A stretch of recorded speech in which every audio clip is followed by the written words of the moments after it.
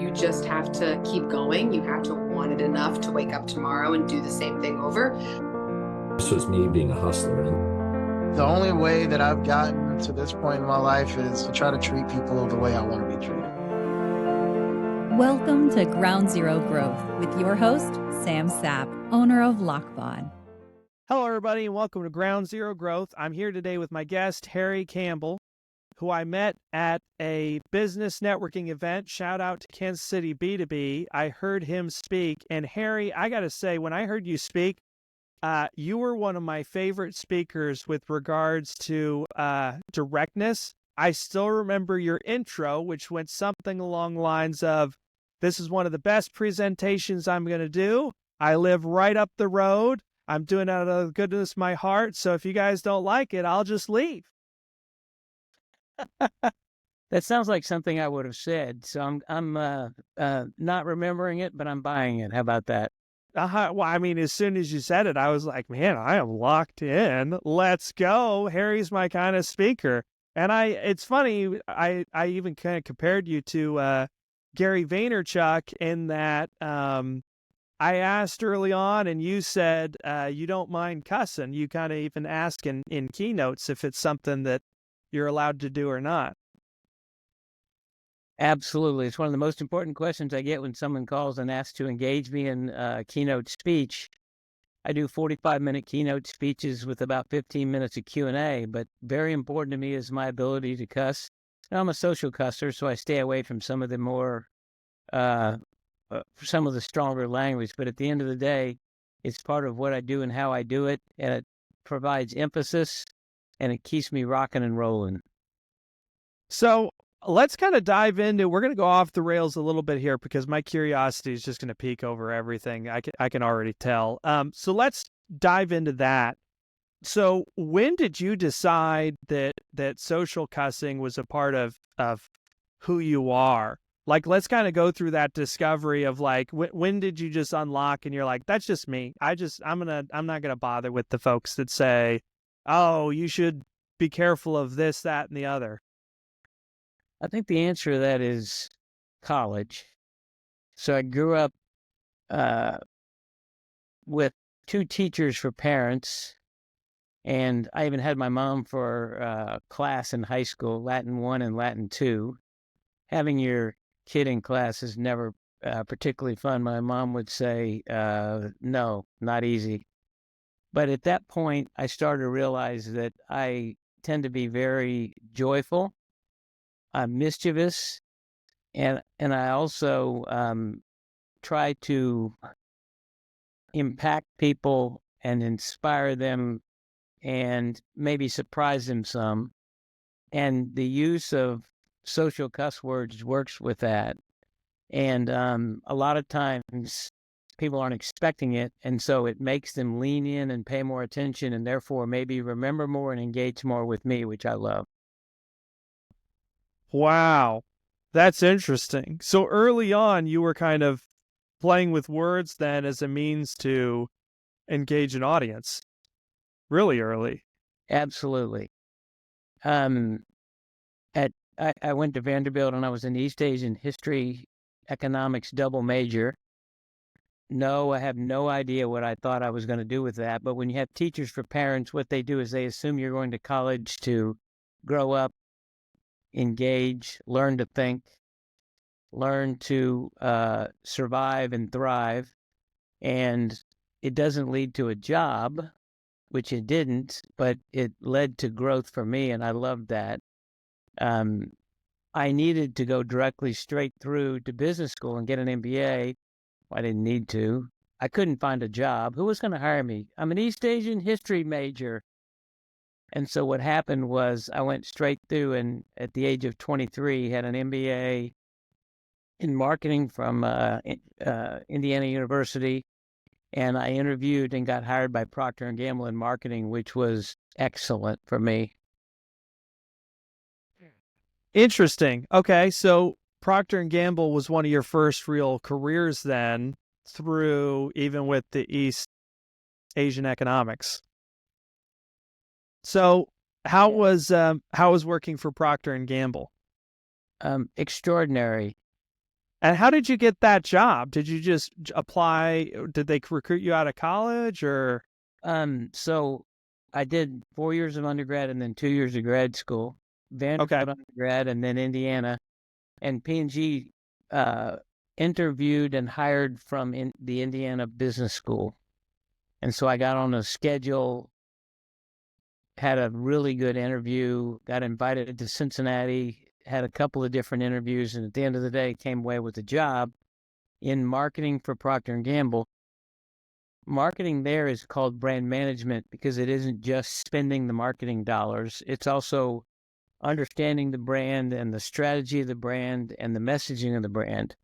So they really treat it very broadly.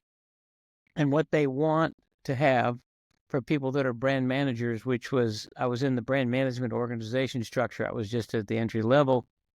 What they want is people who are thinkers and problem solvers and communicators and have grit. Said another way, they're looking for skill sets, not worrying about what you've done. And that worked to my advantage because having been an East Asian history economics double major, no one's looking at that and saying, oh, he's a perfect fit for my job. What they're doing is looking at the skill sets that they see in me and saying, that's what we want.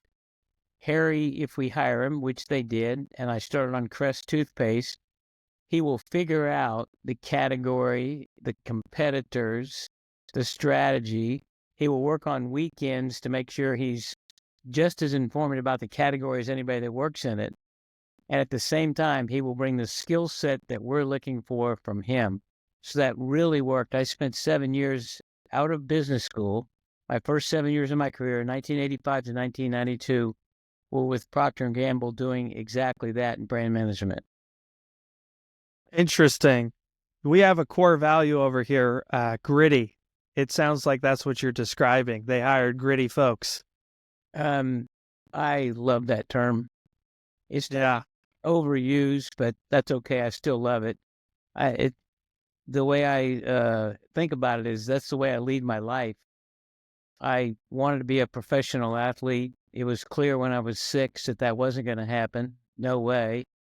I wasn't fast enough, quick enough, couldn't jump high enough, but I could understand how things should work. I could find the right people to make things work. And I had the opportunity to inspire and engage people. And I thought, you know what, that's a pretty good thing for someone who can't fulfill their dream of being a pro athlete. Problem solver. Yeah. So tell me a little bit about that then, because here's what I'm kind of struggling with here. So you're talking about brand management for Procter & Gamble with really not a lot of history. They're hiring gritty folks and expecting them to kind of figure it out. Can you walk me through figure it out? Because that's an ordeal for some folks that can take years, I would think, in the case of, obviously, they've got some sort of at least like mentorship or training in with it, I would assume, right? Make no mistake, the answer to that is yes. Of course they do. But what they would like is they would like someone coming in with a relatively blank slate on how to operate the business so that P&G can teach you their ways and their understanding and their success factors. And then what happens is they have someone that is trained on how to manage a brand in a category who has their own special skill sets that could be different than the next person down the hallway. And I love that idea that they were allowing me to bring my skills and trusting me to understand the category and the company and the processes on how to work. With Teachers for Parents, I didn't have a lot of business experience. The people in my hometown were farmers and college professors' kids. And so I really didn't have a foundation in how to run a business or how to think about finance or marketing or product supply or engineering or anything inside a business. P&G knew that they could train me on that and help me with the platforms so that I could be successful. But they wanted me to bring the skills that they saw, more importantly, while I learned everything else. Wow. Yeah. So walk me through some of those early growth moments then, as you're kind of drinking from the fire hose. Yeah, obviously, with the name of the podcast, I did some note taking on my thoughts on my different points of victory and humiliation. And I love this. The first thing that I felt very good about was long distance running. I wanted to be an athlete. I wasn't good enough to do that or any of the stick and ball sports that take skill sets, but I realized I run the same speed for 5 and 10,000 meters as I do for 100 meters. So I became a long distance runner, not because I like running. In fact, I don't, but because I wanted to compete, and I love competing, and I love being around athletic people. And cross country and track enabled me to do that. So in track, I ran long distances, and in cross country, same thing. It's just that track has all sorts of other um, uh, events that you can participate in. And I love doing that because it enabled me to put forth something that I was pretty darn good at. I ended up setting the Vanderbilt school record for 10,000 meters in 1982, and it stood for 34 years. And it wasn't because I loved running. It's because I wanted to compete and I wanted to be an athlete, and I wasn't good enough to do any other sport but cross country and long distance within track. And it mattered to me that I was able to be successful. It was very cool to be able to get up in front of folks and say, I have the school record at Vanderbilt University for 10,000 meters. That made me very happy. And that was my first dream and fulfillment of it. And in some ways, set the stage for all sorts of things that were going to come later, because making a commitment to yourself and a goal and achieving it is pretty damn cool. Well, and I'm interested to hear, how was that pivot? Because, I mean, the way you described it in this just right now, and I'm listening, you said I wasn't good enough to do that. And I feel like, for what little bit I know you, Harry, my guess is you mean it's like, hey, I tried it really hard and that wasn't the thing, but I recognized, like you said, I ran the same distance on short as I did on a long, so obviously I'm going to do long distance. But for somebody listening, they might be thinking, oh, he gave up, which I didn't hear that. I didn't hear I gave up. I heard I noticed this, and so I pivoted. So I'm hearing an early pivot. Can you kind of help describe did you feel like you were giving up? Because there's other people out there that might be thinking, oh, well, he doesn't think he's good enough, but surely he was good enough because he did this. I'm trying to get in the head of somebody that maybe needs to do a pivot and they don't want to give up. Well, hell no, I didn't give up. Pivot, I never really thought of it as pivot because I think of that as a business term, but from a personal standpoint, that's what I did because I wanted to be involved in athletics. I knew and watched people that were good at baseball and golf and basketball and football, and I realized I should try, and did everything I could to try to make teams. And if I did make the basketball team, but I was the last man down on the bench, so I didn't play until there were 30 seconds to go. Realistically speaking, the world smacked me around in all of my efforts to do that kind of stuff athletically, except for the long distance running.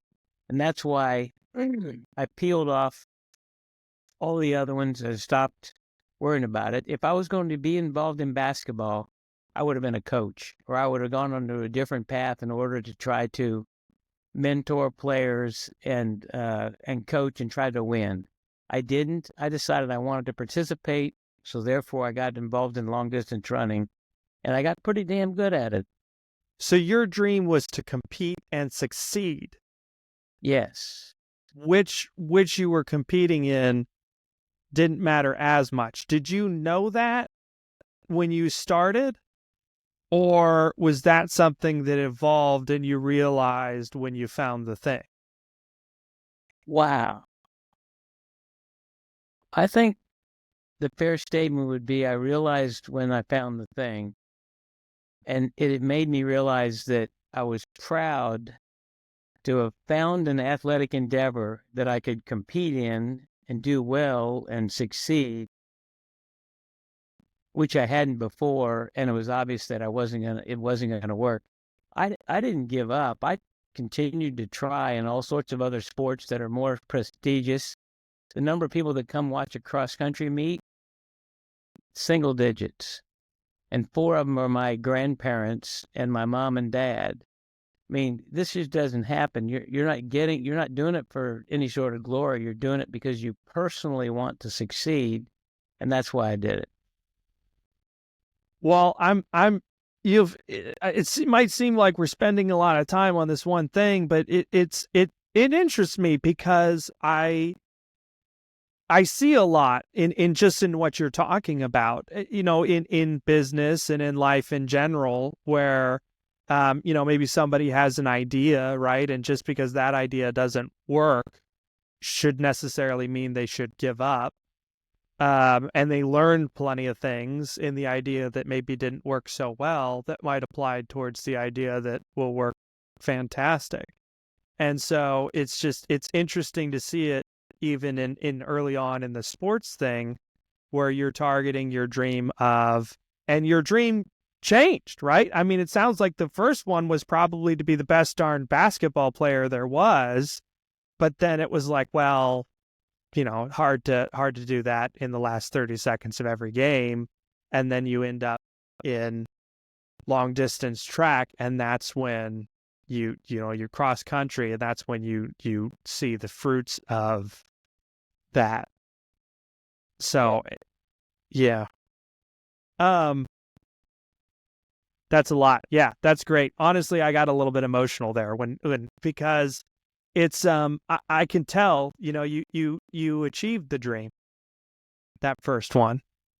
And it mattered to me then, and it matters to me today, because it was the first real thing that I said, what do I want to do? How do I want to do it? Why do I want to do it? Let's go do it. I did it. I set the record in 1982, and I will never forget that race. It was at the University of Tennessee's track. It was a night race in April of 1982. I was feeling good. I was in really good shape. The field was going to be good, which helps when everybody's running faster. And it worked. And I was overwhelmed with emotion when I got done, because I had expectations that I would do well, but it was an excellent race for me in a way that I couldn't have possibly dreamed, and it made my year. did you know immediately you had set the record, or was there somebody that came up afterwards that was like, hey, by the way? I knew what the record time was. You're on a track, so it's 25 laps on a track. My goal was to break 30. The record was, I think, 31 and a half minutes. I ran 31:11 is what I did. I would have loved to have been under 31 minutes, but the bottom line was the school record was what I was shooting for. And it was clear when I was running that I had a chance to break it. I did negative splits, which means the second half of the race were faster than the first half. And that's when you come by the finish line time after time in this long race, they tell you your time. And I realized that I was strong, getting faster, and the laps were getting better. And I also had a very good time going. So at a certain point, I think my spirits were lifted by the fact that my splits were going so well.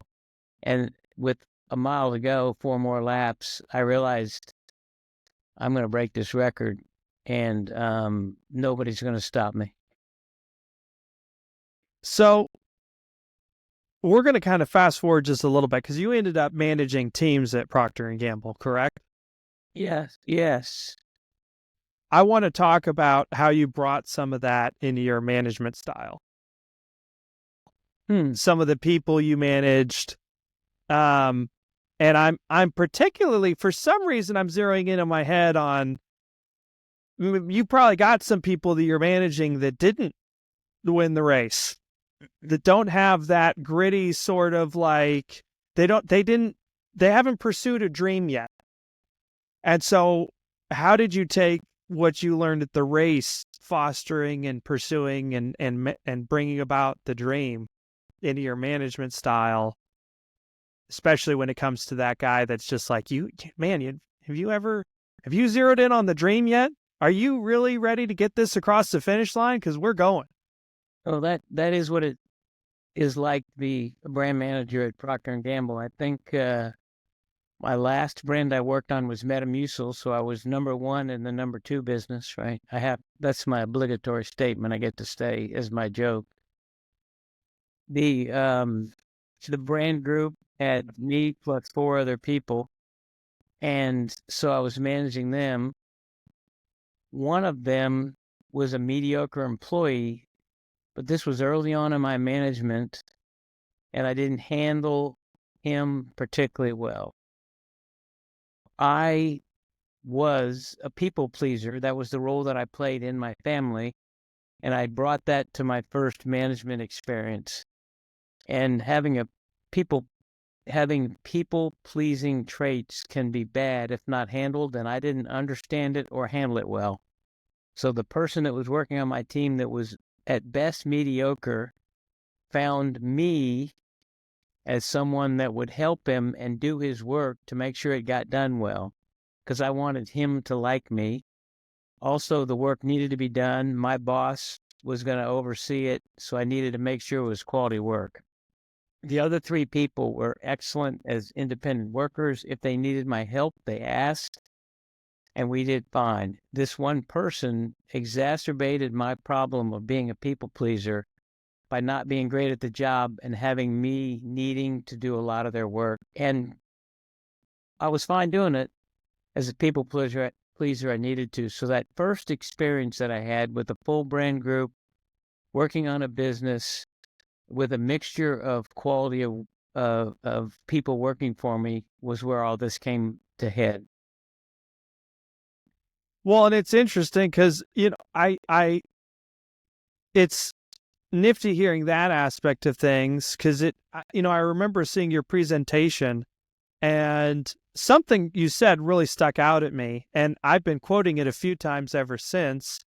And of course, now that I need it, I'm going to struggle to recall it perfectly. But if I recall, it was something like the 97% rule, which is 97% of the folks that you hire, when given autonomy and the ability to do their job well with a degree of mentorship, are going to do a pretty darn good job. I think is, something like that. And then, it was like the other, you were zeroing in on the liars and cheats, the people that you should get rid of, which are really just the 3% by the time it's all said and done, and you should be able to spot them and get rid of them quickly. Did I do that any justice, Harry? Damn, Sam, that was pretty impressive. It's the Harry Campbell made-up rule. I call it 98-2. You said 97. You were close. Okay. What I realized after managing people over a few years and having some great experiences and some not so great is that if you treat people like adults, you give them the tools to do the job you're asking them to do, and you give them the help they need when they need it, 98% of them are going to do a solid to great job. They don't want to be seen as negative Nellies. They don't want to be the squeaky wheel. They don't want to be the people that fail. They want to do good work, or at least solid work.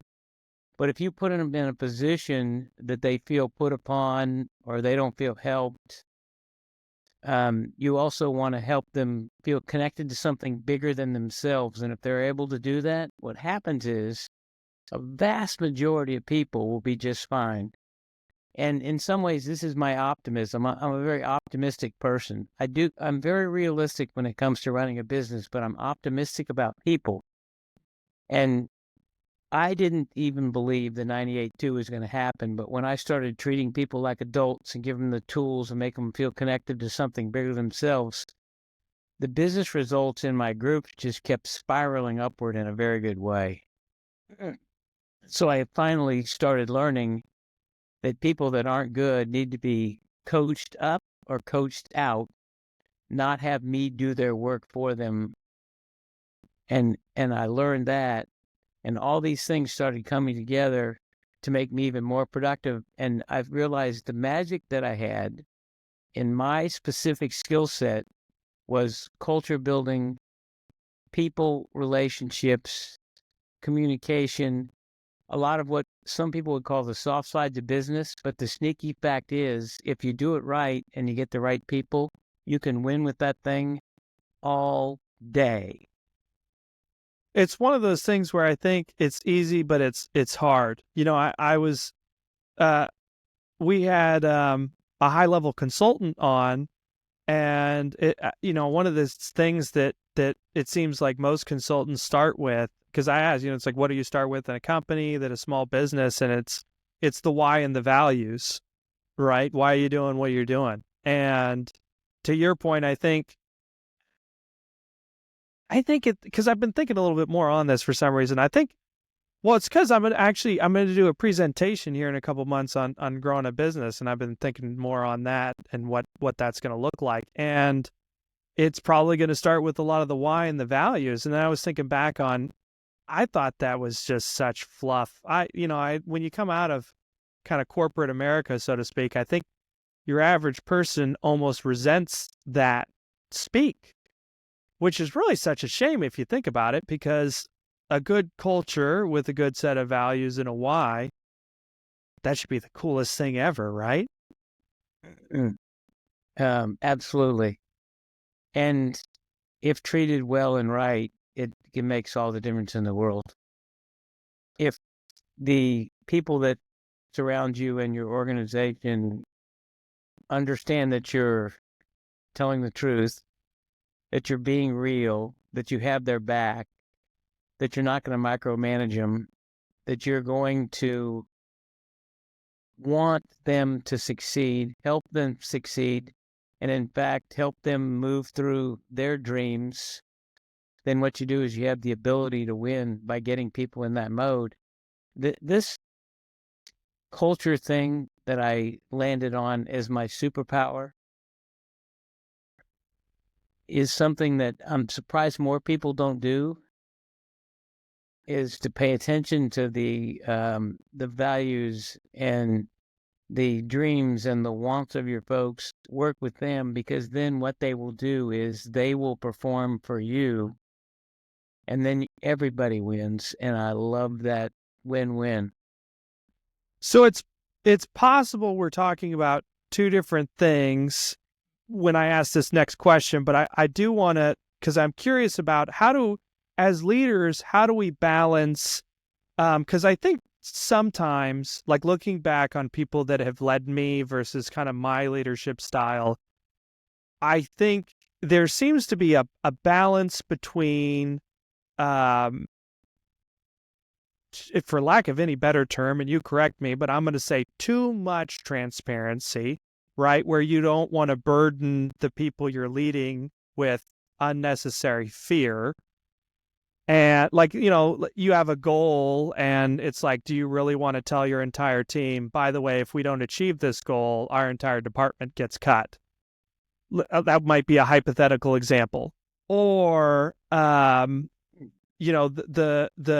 reverse of, so that might be an example of too much transparency. I don't know. And that's really the question.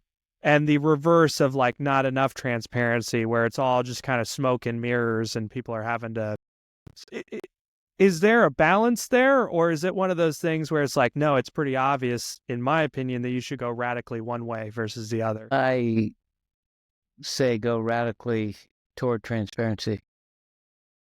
as you were talking at first, I was thinking, okay, there might be some exceptions, and there probably is an exception or two. So I would never say it's 100%, but you better be in the 90s with regard to the balance between these two things. And the reason why I do that is because it's kind of the golden rule.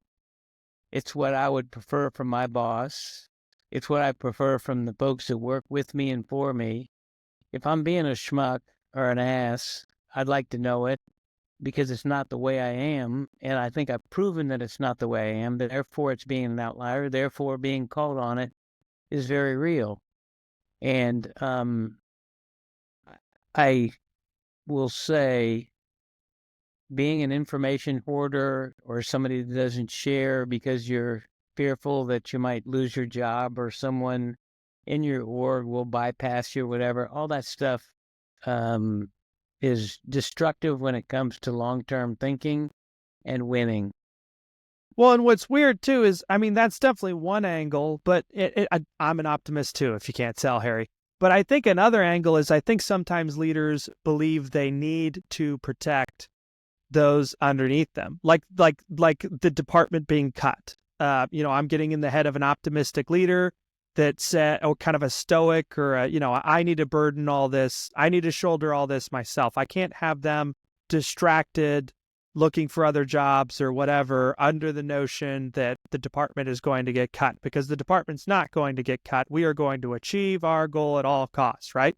And then the staff working for them, all they see is, man, this guy's really stressed out over this goal. Like, I get it, it's huge, but it just seems, is the guy getting enough sleep? And so it's just interesting because it's like, the real question is that self-destructive? And I think you and I hold the opinion that it is. It's better to say, hey guys, here's the goal, and we got to make it or break it. I think it's way better. And if you've established that you're introspective, you're real, you're willing to be vulnerable, and you're very straightforward with regard to how you communicate, and particularly when things aren't good, it's just better. I don't think withholding something like that because you believe it's too transparent does any particular good. It's not better at all. I think it's worse. I would rather say, I'm not happy about it, but this is the way it goes. If we don't do this, our group could be downsized. We might be eliminated. Here's what we need to do. Let's try to figure out how we can help each other and go do it and get after it. So, jumping back to Procter & Gamble, it's my understanding that through that, you got to experience working with Sam Walton. Is that correct? I was around Sam Walton, yes. I just don't want to pretend that I did much work with him. I was in his orbit because I was with a multifunctional team from Procter & Gamble that moved people to Northwest Arkansas and were assigned Walmart contacts and worked with them in order to improve the business between the two companies. So P&G didn't just sell stuff to Walmart and Walmart pays the invoices. And I moved down to Northwest Arkansas. I was down there for 2.5 years. I got a chance to be around Mr. Sam. I got to watch him operate, and he was amazing. He was the person that led me to even solidify more my idea that the people come first in an organization, not the customers, because he treated his organization extraordinarily well. He had very high expectations of himself and them. He was wildly successful. He was the richest man in the world when I was down there in the 1989 and 90. And it was fun for me to see how he operated and to see how he treated people extraordinarily well, but expected great things from them. And they wanted to deliver for him, and they did as a result of that. So you could have written the book Good to Great. Is that what I'm hearing? It's funny you mentioned that. When anybody asks me in a Q&A session, books that you love, I honestly, the first answer I always give is this is old school, but I love Jim Collins. I love Good to Great. And if you read it, it is simplistic. It's not complicated. It's not overbearing. It is just plain beautiful. And if you don't allow good to be the enemy of great, you have a chance to win big time. And I say the way to do that is to get the team right. Jim Collins would say, get the right people on the bus in the right seats. And when that happens, you got a great chance of winning. So all right, so this is my curiosity taking hold again. Are there any personality tests? What are your thoughts on personality tests? Did they have a lot of those at Procter & Gamble, or are there any that you're bought in on? Yes, there is one, and that had to do with my time at Dairy Vision. But I'll go back to P&G. They had one called the Whole Brain Seminar. It was before Myers-Briggs even came out, I think. I'm not sure. I've done Myers-Briggs. I've done the DISC. I've done the Strength Finders. I think every one of those can help you understand yourself a little bit better, and there's nothing wrong with that. The one that I love that I had never heard of was called the Kolbe Index, Kolbe. And when I got to Dairy Vision, they were using it, and it had to do with finding the right job for people. And the simplest thing I can tell you is we filled out forms to try to understand what profile we needed in a specific job. So the med techs at Dairy Vision that meet you, take you through all the tests, prepare you to see the surgeon. They don't do the surgical work. They do all of the meeting, greeting, machine work on the eyes, etc. We needed those people to be a very specific type of person that loved process and followed the rules and would make them crazy if you got outside the rules. They are not entrepreneur. They are not independent thinkers. They're process people. And when I got to Dairy Vision, they told me we cannot hire someone in that job unless they have this profile. I said, wait a minute. Whoa, tell me again? What? So one of the first hires that I had when I went through it, we were trying to find a med tech. And I loved one of the candidates, but she didn't test for the right traits. And I said, I don't care. She's a winner. Let's bring her in. We brought her in, and she was a winner, but not for that damn job. What happened was she was too entrepreneurial. It's called green in Kolbe.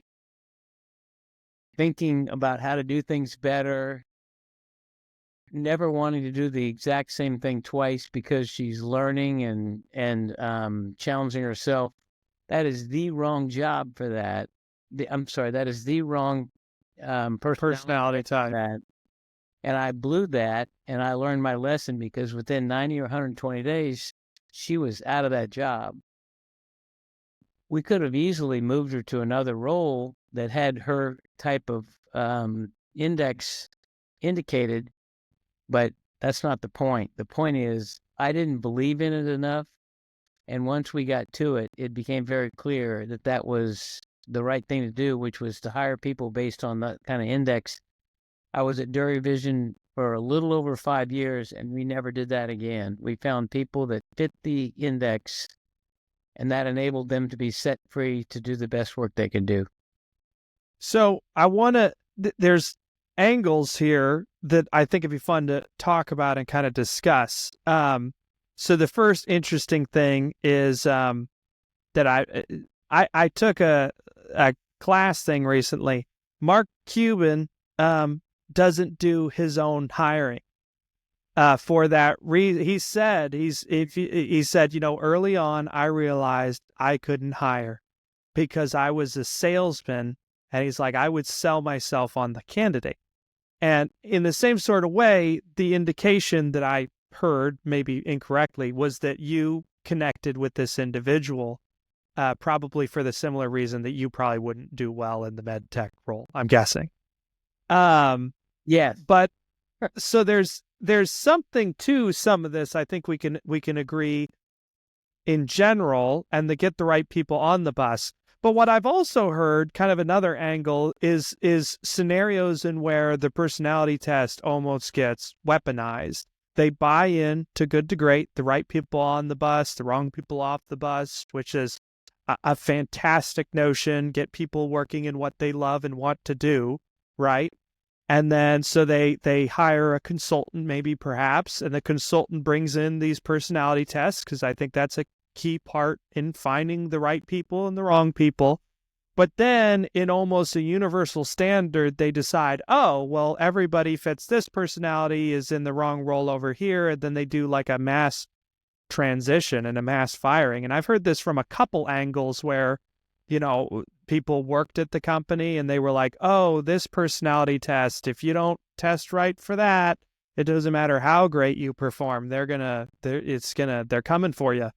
And I've heard it in another angle, even where it was, certain consultants, they're careful in how they present the personality test because they've seen mass transition as a result. And so I guess what I'm asking is, have you seen scenarios where the personality test has backfired and been incorrect, or is there a balance there? I have not. And that's probably because I am very careful to make sure that I understand before using a tool what the objectives and outcomes and options are. I make sure I talk to folks. Now, I made the mistake when I had that Colby and I was going against the flow the first time, but I learned my lesson big time that time and didn't do it again. I really love these tools, and I think it's kind of like having a therapist. I love therapy. I love going. I need people to talk to and to talk through my issues, and everybody's got issues. If you pay attention to what those tools are telling you, you can always learn from them, always. That's fascinating. And so Colby is one of your favorites, Mm-hmm. and the Myers-Briggs, I get that right? Those are kind of the go-to? And ENFJ. I like it. There's a pretty good book that describes the 16 most common Myers-Briggs profiles, and I love paying attention to it because humans are amazing,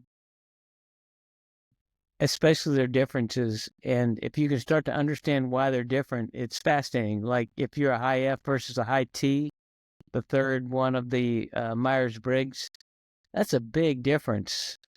The high T's tend to be very data-driven, matter of fact, could be blunt, maybe not. It could be nice, it doesn't matter, but at the end of the day, they're very data-driven, whereas the high F's in there trying to figure out relationships and inspiring speeches and trying to figure out why certain people are reacting certain ways, and are there things I can do to help? And they really have to do with the people side of the business more so. It's fascinating. I've been lately, so I'll need to retake my Myers-Briggs. I can't remember my category right now, but I've taken the last one I took was DISC, and I think DISC was kind of an eye-opener moment of like, I've taken my Enneagram, I've taken my Big Five. Are you familiar with that one at all by chance? No. That one's interesting. It's free. That one almost gives too much data. It's got 5 categories, and then in each category there's like another 8 categories, and it really zeroes in on, it's a scale. The cool thing about the Big Five is it's a scale. It doesn't there's not one particular box, like your orderly, it scores you on your orderliness from like 0 to 100, for example.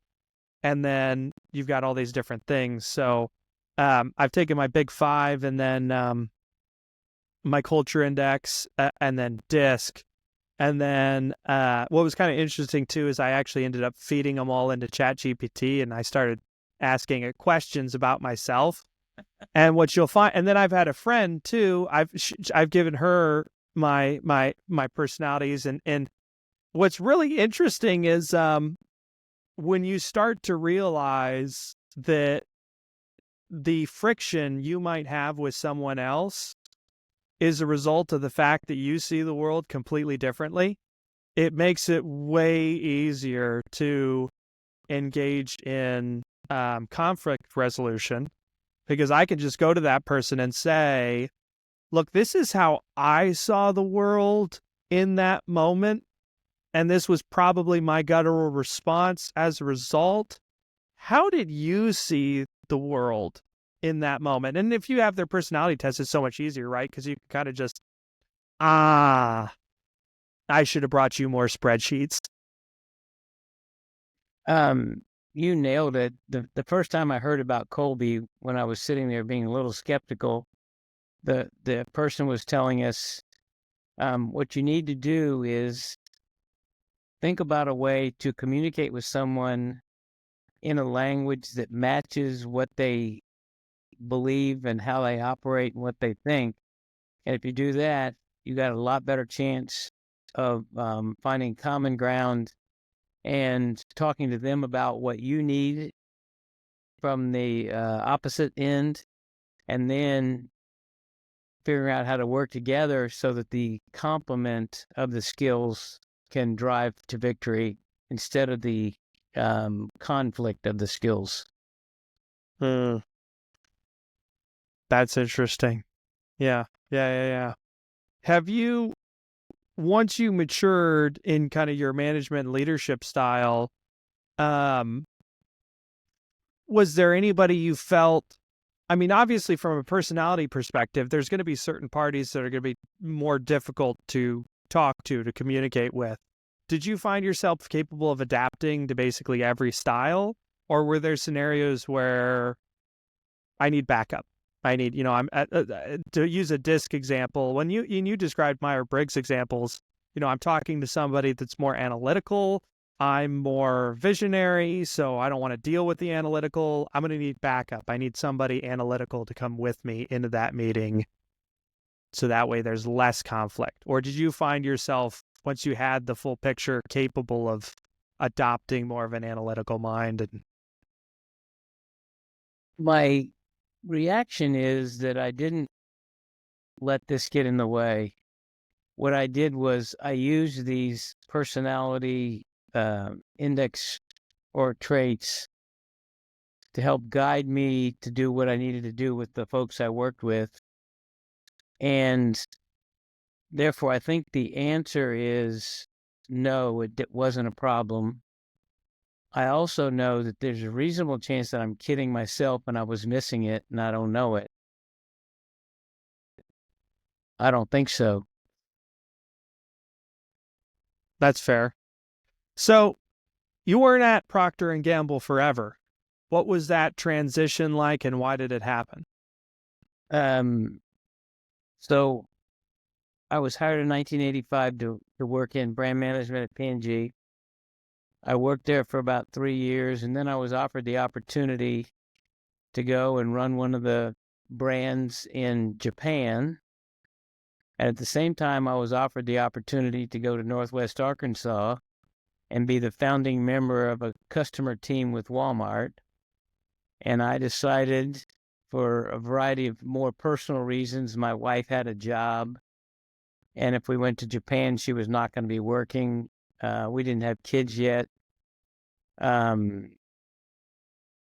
Northwest Arkansas has ESPN. Japan, I wasn't sure if they did, and I'm a sports freak. There's all sorts of reasons, but I decided to choose to go to the Walmart assignment, which ended up being extraordinarily positive. 2.5 years, came back to to headquarters at Procter & Gamble. And at that point, to say I hated it is too strong, but I had been in the corporate environment and I was okay with it for 3 years. But then I had been set loose, sent to Northwest Arkansas, worked on input of design about what my job description was, and got a chance to be around Sam Walton and the P&G leaders that were down there. Everything was different and new and exciting. And therefore, after 2.5 years, I was brought back to headquarters and I was not happy. I was back at headquarters in Cincinnati, decided to leave. When you leave a place like P&G, you need to leave well. And so I set about doing a very thorough job search, narrowed it down to 2 jobs. One of them was with Bausch & Lomb in Rochester, New York, and one of them was with Sprint in Kansas City. When I went on a house hunting trip in April in Rochester, it was snowing, and I decided that was not good. I also decided that working in the world of tech was kind of cool and might be beneficial to me longer term. So coming to Sprint felt good about that. And I did. 1992, after 7 years of P&G, I left and came here. And that was in the summer of 92, and I've been in Kansas City since. So I'm coming up on 33 years, which I never thought I would be here that long. But I have done a whole myriad of different things while I've been here. I just haven't moved my family, which has worked out great from my standpoint. Fantastic. How have you loved Kansas City in the time that you've been here? I mean, you've been here long enough at this point. You're a Kansas City local, but can you kind of help? Yeah. Once you were here, what were some of the things you loved and hated? Well, I love it because it's big enough that it's got professional sports teams, and in America, that's usually population driven, and it is here. It's a freaky sports college town also, with KU, MU, and K-State all here, and various other schools. So I love the environment of sports, and it's one of the things that drives me. I live in Johnson County, and the school system is awesome. The infrastructure has been well thought out. Overland Park has been extraordinarily well run for decades. We've only had a couple mayors, maybe 3 mayors in 30 years or 40 years, and it has been well done. Rush hour exists, but it's a bit laughable if you're from a big city. It's usually about a 45-minute window, and it means you slow down from 60 to 30 or 20 instead of get stuck. And I do not like traffic, so that worked to my advantage. It turns out there were a lot of transplants in South Johnson County where I live, and that enabled us to meet people and get some great friends, which we've done over the years. So there's almost nothing negative about Kansas City from my standpoint.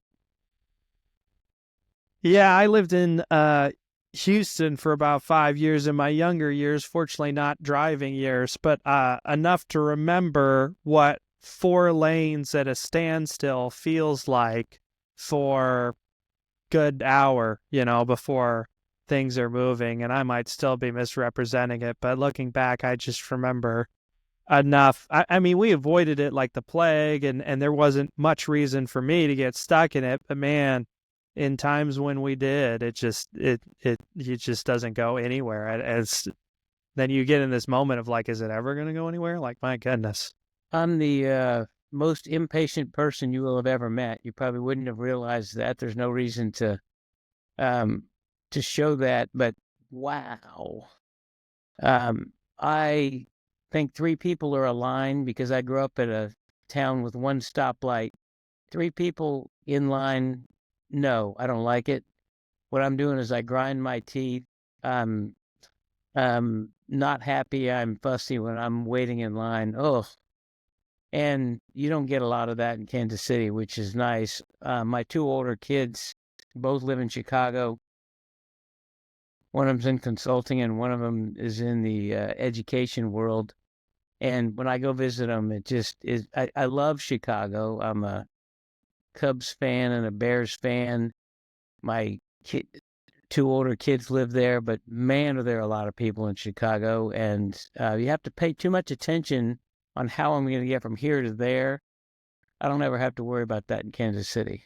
Rare. That horn gets used a lot too. It seems like it's its own language that me and my wife have visited a couple times now. We've kind of adopted it as our little getaway spot sometimes, and we don't drive. We take a Lyft or an Uber each time, and I'm just like, oh man, there's a whole lot of I'm going to blare the horn and get into the lane because that's the only way I'm going to get into this lane. Yeah, And I don't understand that language because it's weird to me. It's okay. So the only thing that's stopping that other person from hitting you is deciding that they're gonna brake. Versus in Kansas City, where normally, I mean, there will be a few people that pass you, but normally that fourth or fifth person is like, come on, get in here, let's go, you're just coaxing them in. So to that end, so you mentioned, so you've got a couple kids then, and a wife, and I've actually got a high schooler still. So 2 kids in Chicago, and one of them is a junior in Blue Valley West High School. So normally I ask, and are you married to the same woman kind of throughout this story? No, I'm divorced, and I was remarried in 2003. 2003. Okay, so after your move to Kansas City. Yes. Gotcha. Okay. And then, so tell me about what working at Sprint was. I loved it. So this was, I did. And you said this was 92. Do you know which employee number you are? I can't think of when Sprint was founded, but there were hundreds, if not thousands. It wasn't that early. Okay. It wouldn't have been a thing. That's fair. That's fair. So I came to Sprint in 92, and I spent 5 years. And that was a very formative 5 because when I came, they promoted me and I was the director of marketing. I really enjoyed Sprint because it was a whole new business and category, and I kind of get scared by that in a good way. And so I learn and I absorb and I pay attention, so I have a unique non-technical perspective coming from Procter & Gamble and working on Crest toothpaste. Now I'm dealing with long-distance telephones and local telephone, and then eventually wireless. And you said you were doing marketing? Yes. All right. I'm just trying to get the picture of, tell me how you're marketing Sprint versus it was back in the time when long distance was ramping up pre-wire. Okay. And so it was the 10 cents a minute or 7 cents a minute. Candace Bergen doing ads, trying to get people to change their long distance carrier at home because there weren't wireless phones. So it was a completely different world, but it was fun. And I didn't have to worry about distribution channels through grocery stores and Walmart, etc. What we had to do is we did a lot more direct marketing and driving people to call to our call centers. It was a really cool 5 years. Probably the best thing that I can say about Sprint in those 5 years were, if you did well, you treated people well, and your business results were good, you could get promoted fast. P&G is more like a law firm. You're the class of 85, class of 88. When are you going to be a partner? Well, in 4 more years, you're going to be on the list, and you're going to do this, and you're going to do that. Sprint wasn't like that. It was very much based on merit. And I came in, I learned, I treated people well. I was able to build the business, and things were going very well. I ended up being promoted to assistant vice president. Gosh, how old was I? I was in my early 30s, so I was a little bit surprising to people. But it worked, and I came in and I was digging it. And then I did something that surprised myself, Sam. I was offered the opportunity to quit P&G and go work with a friend, and he had a small business. He had a 20-person sports marketing firm. And you mean quit Sprint, correct?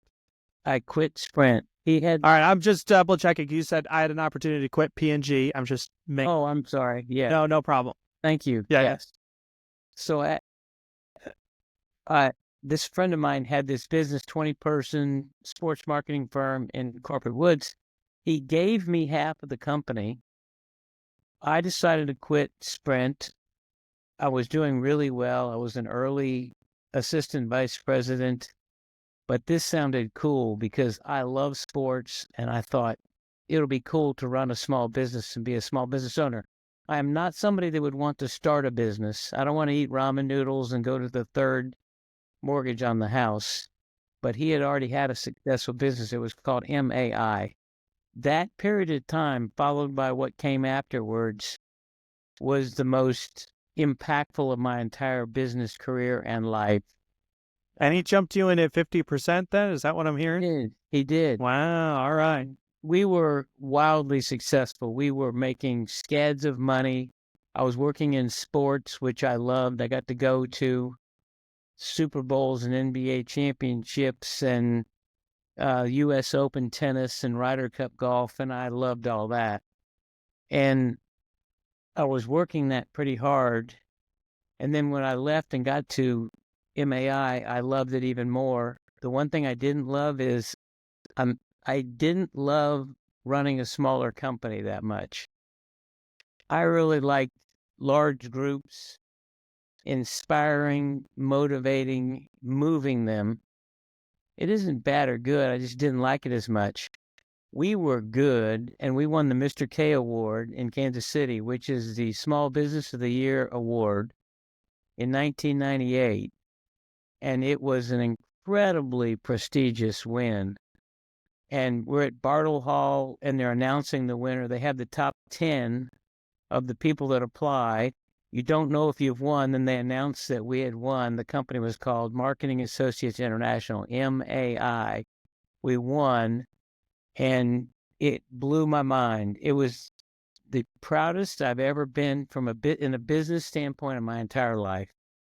This small little company, named in the 31st largest market in the United States as the number one small business, I just freaked out. Wow. It was so cool. And I should have stayed there for a long time, but then I made a mistake that cost me and taught me and damn near brought me to my knees. I decided that I would sell my half of the company back to my partner. He gave me half. I'm selling him half back. And the reason I did that was because I decided I wanted to be in the dot-com roll-up world of 1999. There were people that they were buying URLs, and money was being thrown around in Silicon Valley. And the VCs and the private equity firms were looking for adult supervision on these companies. Adult supervision to them included people that grew up at places like P&G, so therefore they're good, understand processes in business, people that had worked in technology. I had been at Sprint, and people that have proven that they can run in big companies, which I did, and little companies, which is what MAI was. So my phone wouldn't stop ringing, and I got so full of myself, Sam, it was stupid. Phone call. What about this? I was flying to the West Coast and interviewing at on Sand Hill Road, which is where all the VCs are. I received 2, maybe 3 verbal job offers. They all were never solidified in writing because these companies were all buying other companies, and they would have to go into a freeze moment when they were trying to buy somebody they couldn't hire. I ended up not going out west, but selling my half of MAI and going into the dot-com world in Kansas City, which is the best thing that ever happened to me. If I'd have moved to California, I don't know what would have happened. I can't even begin to tell you. But that's what I expected to do, but I didn't. I ended up in the River Market in a dot-com roll-up called UClick, which what we did was we were distributors of branded content. If you ran a website and you wanted Doonesbury or Dear Abby or Garfield on your website, you had to buy it from me, and then I paid the creator. We were it's just like newspapers do the same thing. If a newspaper wants Doonesbury, they buy it from a distributor, and then the distributor pays Gary Trudeau his portion of it. Same thing. It didn't matter what the business was. That's what I did. And I started as a VP of marketing, very quickly became the CEO. And I really felt like I was going to make $1 trillion, Sam. I didn't have to move my family, which turns out to be really great news, because within 1 year, this business was no longer, because it was revenue-based and eyeball-based, and there weren't enough people on the web in 1999. If you weren't AOL, you didn't have enough users. And so then the humiliation of Harry Campbell happened. I was 39, divorced, 6-year-old, 4-year-old, and I was unemployed. We had to close the company down. Half the people went back to the mothership, which they had spun off from. Half of them lost their jobs, and I was unemployed, and I was scared to death. The idea that I was going to make $1 trillion because of my background being perfect for VCs and private equity firms was a distant memory. This period of time didn't last long. I think it was about 6 months, but I was scared spitless. I had financial obligations. I had personal obligations, and I put myself in this position because I didn't pay attention to the depth of decision making I needed to make and what options I was facing, and it was just bad. Matter of fact, I'm not happy even thinking about it right now, so thanks for bringing it up. Or maybe I brought it up. You're welcome. Well, to that end, I'm for starters, I should ask, because my depth of questioning, I feel like we're going to go a little bit later than what I said. If that's not okay, that's fine, but just now would be a good moment to double check if you're all right with that. I can. The one thing I'm going to need to do is have to get my cord to plug my computer in. I'm down to 12%, but okay. I can stay longer, yes. Well, if you wanted to do that, we can hit a quick pause here, so to speak. Let me do that. Let me run and get my cord. All right, so we did a quick pause and play, and you got battery life. And now, if I'm being honest, I remember what I wanted to ask here, and this is why I thought, because we're going back just a little bit. There was an interesting conversation in like a forum I was in the other day, and so your comment about, my friend gave me 50% of his company, and I'm selling it back to him. You sound pretty distraught about that, and it's interesting. There was basically a question in a forum, and the person was asking, what should I do? And the mass majority of the comments were similar, like, hey, your friend gave it to you, you should give it back. And I was one of the few with a semi-contrarian view, and for the sake of potentially being demonized by viewers, I'll recount it here. I said, I held the opinion I was like, well, if it were me in your position, I might actually sell back as well, but not necessarily at full price. Like, I would find the going rate and I would sell back at a significantly discounted portion. And then some of the people, they went as far as to comment, and they were like, what the heck would you do that for? That seems a little bit. And I told them, I said, well, if I'm being transparent here, it really just has to do with the fact that, like, I perceive my time as valuable, and if I helped grow significantly enough, I would like to receive some small portional return for the value given. Now, I understand honor and loyalty, and I'm huge to that. And so for that reason, I mean, it would depend on the person, but ideally, I would sit down and talk with them and say, hey, look, you were more than fair to me with giving me 50%. I should probably give it back to you. But if I'm being honest, I've got this weird tick in my head. And so if you don't mind giving me something in return for my time and helping growing this, that would be the route I would go down. So anyway, all that to say, I'm guessing you feel disappointed in that decision, and it sounds like maybe your friendship potentially suffered. Is that fair to say? No? No, I didn't communicate that well. It was relatively inconsequential, and I don't mean that in a bad way. I mean that non-confrontational. He had given me half. I was giving up pretty damn good compensation package, and I was being treated extraordinarily well by Sprint, so he felt like that was what was needed. It was a 20-person company that That makes sense. was selling hours, so they weren't going to scale to huge. Right. So we're talking about in the low hundreds of thousands of dollars, not millions of dollars. He felt like he needed to offer me that in order to have me quit Sprint. He did, so I did.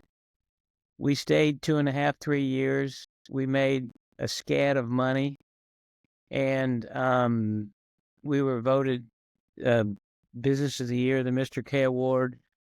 A lot of that was because of my connections and my training, and that's the reason why he wanted to be partners with me. And he didn't look at that as bad or good. It was just okay, and it really was non-confrontational. We hired we paid a valuation firm. They gave us a high and a low number, and I think we chose in the middle, and we were done. Okay, fair enough. So the big regret was really just that you went from that to a .com explosion in '99. Yeah. And of course, I didn't know that I was going to an explosion. No. 9 months, and all of a sudden, that happened. Why couldn't you just go back? I did, but I wasn't sure I was going to be able to because, frankly, the main reason is I had a pretty high job. I was an assistant vice president before I left. I had been gone 4 or 5 years, and I'd been the CEO of an internet startup and an award-winning small business. So I valued myself more highly, and those jobs are not easy to come by at Sprint. But one of the things that When I meant go back to MAI or MIA, MAI, MAI. your colleague. I didn't. Sorry, I don't know. Is that not something you considered? I didn't, and I think I've never been asked that before. It's not like it's a controversial question. I think mainly was I felt like my differential advantage and superpower had to do with large companies. Okay. I realized I wasn't an entrepreneur, so I want the man to pay me. I want the man to pay me well. I want benefits, and then if I do anything small business-wise, I'd rather it be a side hustle and not my primary. But that just had to do with what my interests were and what I believe I could be more successful long-term. I ended up going back to Sprint, not back to MAI, because of what I talked about here. And so what happened was 2 vice presidents at Sprint were let go, and they hired me in as a higher level vice president that had 2 complete jobs. That was good. I've told all my kids, have heard this many, many times. One of the things that I insist you do if you're leaving somewhere is leave well. That means treat your old or current employer before you leave. Treat them well. Offer them more transition than they could possibly imagine. Tell them you'll help. Tell them you'll do anything. Because if you were in that position, you would want that and need that. It goes back to the golden rule. I left Sprint really well before I went to the .com roll-up. And so it ended up that those relationships made it so that I didn't have to be out of a job longer than the 4 or 5 months I was. It still was perhaps the most miserable period of time in my life because I was scared and worried and full of responsibilities and had no income. But it was the most humiliating point of my career because I had to shut down a business that I was in charge of. It was scary because I had responsibilities and I was unemployed. But it turned out, in hindsight, it was the best thing that ever happened to me. How long was the unemployment period again? I think it was less than 6 months. Call it 4 or 5. Man, if that doesn't feel like forever though, when you're Um, stab in the middle of it. that's thank you for saying that. It sounds short when I say it, but it felt interminable when I was going through it. When I tell people I feel so seen when you said I don't ever want to be an entrepreneur or business owner. I'm not willing to do ramen noodle third mortgage on the house. If that doesn't pretty much nail, and I tell people, I'm like, look, you've got this grand idea on paper, and you plot it out, and you're gonna leave your job, and you tell your wife, or this is what I did, honey, we're going to take a hit, a few months, a year, we'll bounce back. It's a curve, it'll look like this, right? And you draw it all out, and on paper, yes, yes, yes, yes, excellent, excellent, excellent. And then live that. Living that in the emotional turmoil of the moment, in that valley, is like, ugh. And then I don't know about other people's inner thoughts, but mine at the time tell me, you're here forever. You'll never get out of this. It's like, whoa. Oh yeah. I'm now reflecting back on that period of time, and it's the lessons are there, and I'm proud of the way I ended up recovering. But that doesn't change the fact that that was one really crappy 6 months or 4 months or whatever it was. Oh my gosh. Well, I was on a bit of a high horse prior to mine. I don't know if that's part of why mine was as amazing as it was. I had all these opinions about people and value and worth, and when you for me, when I hit that low, it was a moment of, was kind of full of myself for a little bit more than I should have been. I like that. Very real. Then, the way I talk about it is, it was basically my age 36 to 40. Close enough, rounding errors. So I had this cool 7 years at P&G, which included Walmart. 5 years at Sprint, I was rocket shipping up. I was an early vice president.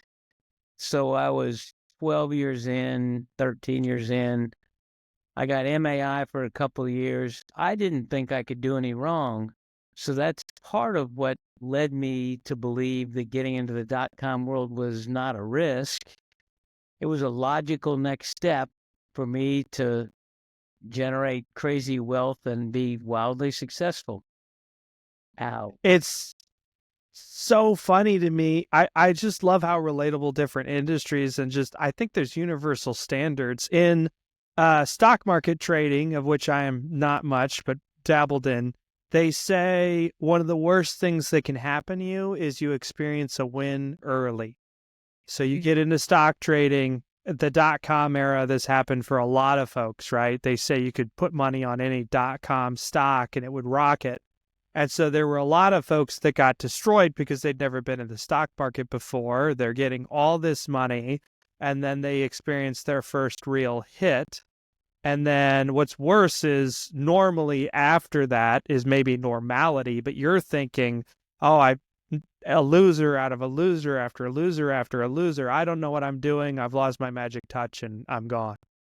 Versus experiencing losses earlier and learning to overcome those into your wins. Yes.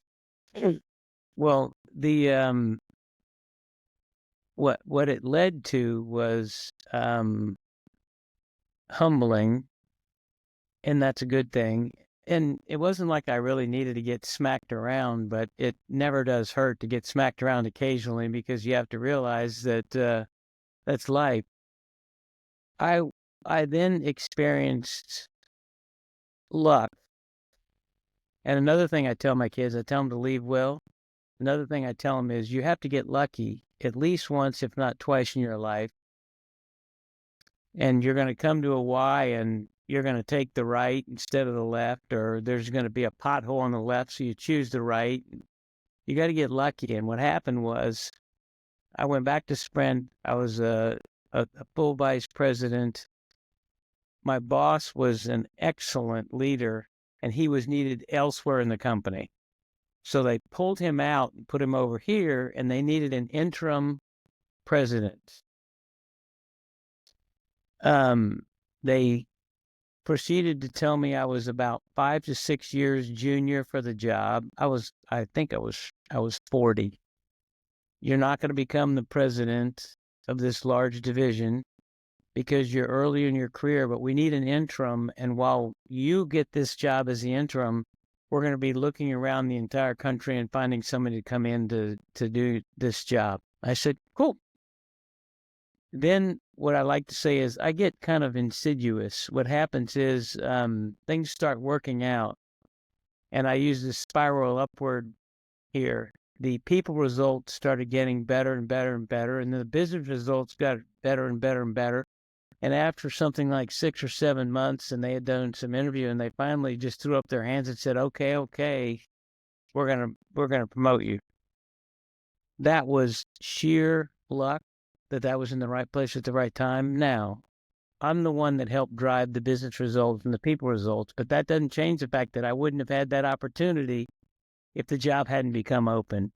And I recognize that. Some people think, what is that, born on third, and think they hit a triple. I knew that I was in the right place at the right time, but it worked. And that changed my life because the amount of compensation involved with that, long-term and options and stuff were crazy. And that put the .com experience behind me. It still sat with me because being that big of a failure was the first time that had ever happened to me. And so I didn't get over it quickly, and I'm still not over it all the way today, but it enabled me to move past it, even though I couldn't get over it. Does that make sense? I wonder if you would have accepted that position if you hadn't had the gut check. Because, and you might be completely different, but I'm putting my arrogant Samuel in that role. And if you tell me, hey, we're going to promote you while we're looking for somebody else to replace you, even if I accept it reluctantly, there's a high likelihood I'm looking for the door by that statement. And this is pre-gut check Sam. I think that's very fair. So, well, we kind of need to skip along because you don't stay at Sprint forever, do you? I was at Sprint 5 years, then I left for 4, came back for 5, and then, so I was the president of the consumer division. Then I was the president of the small and medium business. And when that happened, Sprint bought Nextel. And the strategic imperative was to spin off the local telephone division. So Sprint was a $24 billion company. They took the $6 billion that was the local telephone and they spun it off. So we had 2 companies being made. It was thought by most people, including me, that I would stay at Sprint and the Nextel people would merge in and I'd be in the wireless world because that's where the coolness is and the sectionists and the fun. I chose actually, primarily my wife's nudging, to spin with Embark. So I went with the boring local telephone company instead of staying with the exciting merged new wireless entity. I still have scads of emails from that period of time that said I was freaking crazy. I felt like it was a smart move because I liked Dan Hesse was the boss, and he was going to end up being my boss. I could pick my own team because we're spun out, but we don't have the leadership team, so I get to choose my own leadership team. The commute was short, not to be underestimated. I live on Knoll, and Embark was on Knoll, south of 435, so that wasn't an issue. And it was a new adventure for me that I felt like would help me grow. So The only reason I know what Embark is, not to date myself here, but the only reason I know what Embark is because there are still, I think it's CenturyLink customers out there that have Embark Mail email addresses. Yes. Sorry, keep going. Right. Yes. So I went with the spinoff, and it was a great 4 or 5 years. It was phenomenal. When Dan Hesse, who was the Embark CEO, was actually hired by Sprint to be the Sprint CEO, Embark's board of directors decided to sell the company, and they did. And that culminated in a 2009 end of game for Harry with regard to Sprint and Embark. And at that point, which is a long time ago now, wow. It was that 15, 16 years ago, it was the summer of 2009. I carried my boxes out. I was 48, didn't know what I was going to do, knew I wouldn't leave the city because my older kids were here. We had a 1-year-old. My wife said, you got to figure out how you're going to spend your time, whether it's get a new job or do not-for-profit work or something like that. And that was an interesting time because I took a year off, decided to go back to work. Tim Barton's a friend of mine. He owned Freight Quote, so I went to work at Freight Quote as a senior exec. Realized I didn't want to work, so stopped that, and then took another 3 years off. And all I did in the second in the 3-year period as my second hiatus from work, I did breakfast and lunch for a living. And I got to know anybody and everybody in town that I could. I didn't want anything from them. I didn't want a job. I didn't want investment. I just wanted to understand them and understand the city and how people were connected. And I had the best, coolest 3 years. Then, this is beautiful.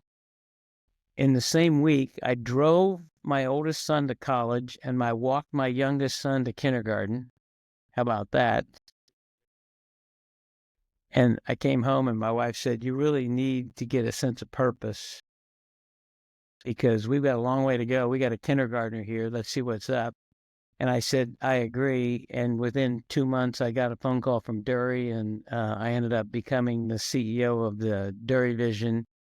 And that was really a perfect scenario from my standpoint at that point in my career. That's fascinating. And by the way, it was a family owned and run business by Dr. Dury.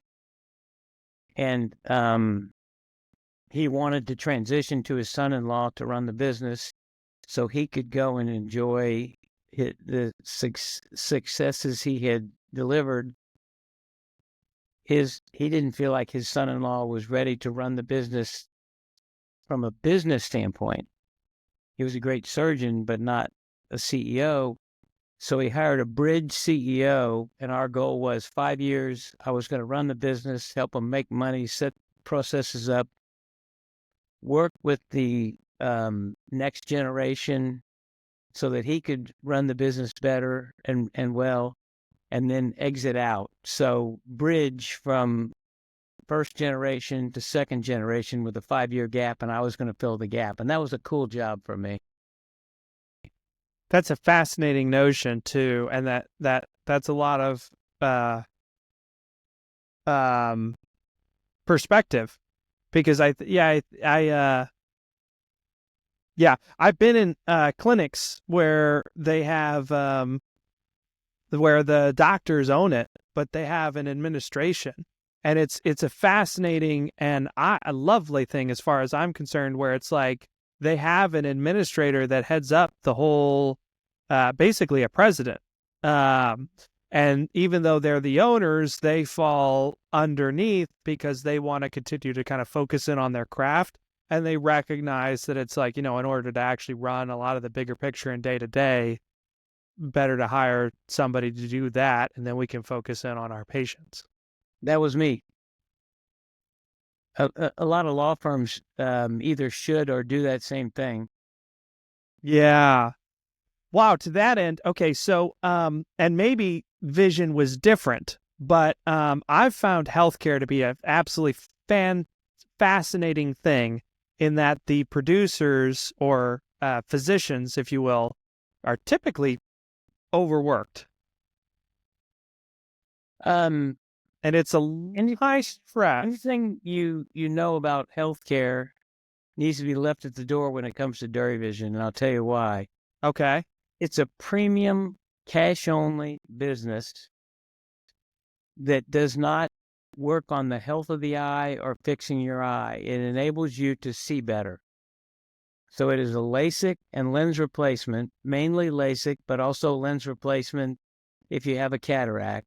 But if you have a detached retina or macular degeneration, they send you somewhere else.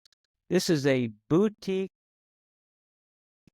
ultra high-end business that has a very cool brand. It is extremely high-end.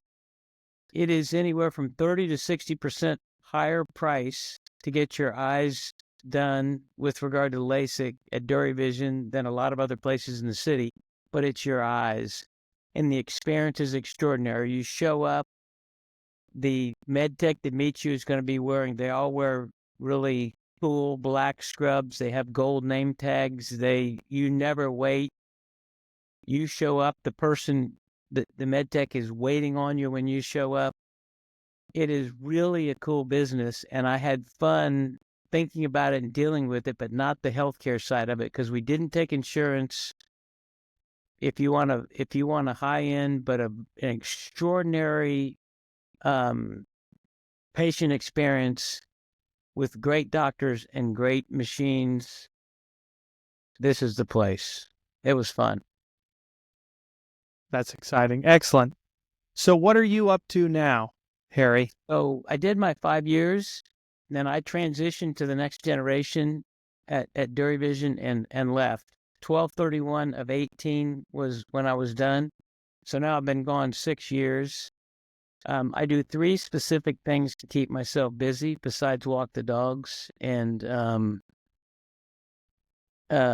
make sure that I get my exercise in. I do 3 things. I mentor and coach people. I have an interesting business model on that. I charge zero. And the reason I do that is because I'm willing to meet with anybody at any time for coffee and lunch. And I will talk about my opinions, and I will answer questions, and I will help if you have a business issue. But when we leave that meeting, I am not taking your to-dos. I'm not billing you. I'm not marketing for customers. So basically, it's a Harry Campbell designed, cool mentoring and coaching business that enables me to have the flexibility. So I can make the rules when I don't charge. The second thing we do is my wife and I invest in small business. We started one, and it's going very well. We invest in quite a few of them, friends and family rounds. We really like being around entrepreneurs. I love to coach them, mentor them. I am not one. I've told you this, and I've learned this about myself, but I love being around them because they give me energy for who they are and how they are. So that's the second thing we do is we invest. And the third thing is I have a speaking business. I've written 3 books. I do a keynote speech on each of them. It's called the Get Real series, Get Real Leadership, Get Real Culture, and Get Real Mindset. And I give 100% of my speaking fees that I earn to charity for brain cancer research in honor of my wife, and 100% of the book proceeds. I'm now moving towards $700,000, just short of that now, that I've raised with that business, and I'm not stopping. That's exciting. That's exciting. What's the name of that organization too for the audience? the money that I give goes. You're talking about the charity? Yeah. Head for the Cure. It's head as in brain cancer. Head for the Cure. Headforthecure.org is the website. It's a Kansas City-based not-for-profit that's over at 16th and Oak. I'm on the board of the organization, and I love raising money and trying to help them. I give 100% of my speaking fees, and therefore, what I really ask the people that hire me to do is if they're going to pay me $5,000 or $10,000 for a keynote speech, I ask them to give the money directly to Head for the Cure. Then I don't have to worry about being a 1099 employee and donating the money. Fantastic. Well, this has been an absolute pleasure. As we start to kind of wrap up here, there are 2 questions, Harry, towards the end that I like to ask. So we have a motto around here, and the motto goes, if we have seen further, it is by standing on the shoulders of giants. It's a derivative of Isaac Newton, who said, if I have seen further, it's by standing on the shoulders of giants. Who's been a giant in your life that you would like to pay homage to in this moment? I'm going to give you 2, one business and one personal. From a business standpoint, the person is Tom Wigman, Weigman. He was a senior vice president at Sprint when I first joined. He wasn't my boss, but he was my boss's boss. He was and is crazy smart, but also a people person in a way that mattered to me and showed me the way on how I could operate with people, hold people accountable, deliver results, and still enjoy myself and balance home and work. Tom Wigman. And then the personal one is actually my wife. We were married in March of 2003. She got diagnosed in February of 2004. We hadn't even been married a year. She has a malignant, inoperable brain tumor. It had relatively little effect on her life for the first 16 or 17 years. And in the last few years, she's been getting some tremors from the radiation that she had, not from the tumor, but the radiation scars the brain. And she has balance issues, and she has a tough go at this point. And I do everything I can to help her with my words. The reason I started my speaking business is because I wanted to physically show how much I love her. And doing the speaking business and being able to give the money to clinical trials that are trying to find a cure was the way I do that. So it's very cool from my standpoint that I can do that, and I love doing it for her. Thank you. The second question is, what's kind of a guiding principle that you've found to be true again and again and again? I bet on people. I bet that people want to do well, and if I create the right environment, they will, and we will win. And we will have fun doing it. And so I'm optimistic, I'm joyful, and I'm a competitor. And I love the idea of being able to put all those together and have a mix that is a culture and a business, no matter what the business is, no matter what category it's in. But we have a business that we win with, that it's fun to work in. What are some ways that people can connect with you now? Do you have a website or something you'd like to plug in this last bit? HarrySCampbell.com is my website. You can see the business, speaking business, some of the customers I've worked with, some of the tapes from some of my speeches. HarrySCampbell.com. You can go to Amazon. My 3 books in the Get Real series, Get Real Leadership, Get Real Culture, and Get Real Mindset are all on Amazon and Kindle. They're $10. The books are double-spaced, 100 pages. So you expect to be able to read it in about 75 minutes. They're very me. They have my voice, and you'll recognize that. My mischievousness, but also the lessons that I've learned are captured in those books in ways that make me very happy. Thank you so much for joining me today, Harry. This has been a pleasure. I have had a blast. I appreciate it. Thank you. Bye, everybody. Hello, everybody. I wanted to thank you for listening to today's episode. It's such a blessing to be able to interview some such fantastic individuals. If you're interested in listening to more, we look to post every Thursday at 10 a.m. You can find us on YouTube, Amazon Music, Spotify, and Apple Podcasts. Thanks so much. Have a blessed day.